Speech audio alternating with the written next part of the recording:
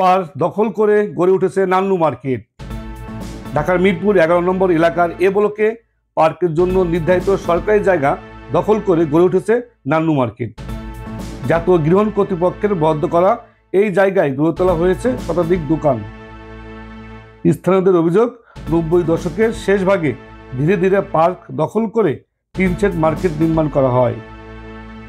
বর্তমানে এই মার্কেটে প্রায় 200টি দোকান রয়েছে, যার অধিকাংশ দোকানেই গার্মেন্টস ও রেডিমেড পোশাক বিক্রি হয়।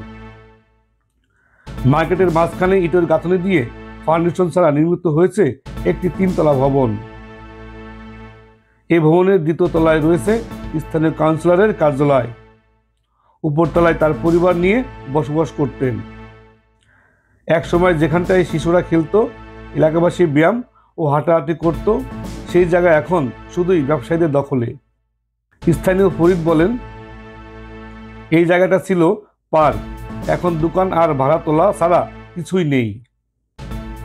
স্থানীয় বাসিন্দা জামান বলেন, 10টি প্লট পার্কের জন্য বরাদ্দ ছিল, আজ আর একটিও খোলা নেই।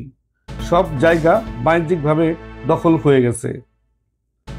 স্থানীয়দের দাবি, কোনো অনুমোদন বা নকশা ছাড়াই গড়ে তোলা এই মার্কেট যে কোনো সময় বড় ধরনের দুর্ঘটনা হতে পারে। সরকারি জমি দখল করে ব্যক্তি সুবিধা নেওয়ার বিরুদ্ধে তারা প্রশাসনের হস্তক্ষেপ দাবি করেন। তারা আরও বলেন, 5 আগস্টের আগেই সংশ্লিষ্ট ওয়ার্ড কাউন্সিলর এলাকা ছেড়েছেন, তবে তার অনুপস্থিতিতেও মার্কেট থেকে ভাড়া আদায় চলছে পূর্বের নিয়মেই। এলাকাবাসী আরও অভিযোগ করে বলেন, অবৈধভাবে গড়ে ওঠা এ মার্কেট থেকে প্রতি মাসে ভাড়া তোলা হচ্ছে, যার কোনো সরকারি অনুমোদন নেই। তারা বলছেন, পার্কের জায়গা উদ্ধার করে শিশু, প্রবীণ ও পরিবার পরিজনের জন্য তা উন্মুক্ত করার জন্য জোর দাবি জানাচ্ছি।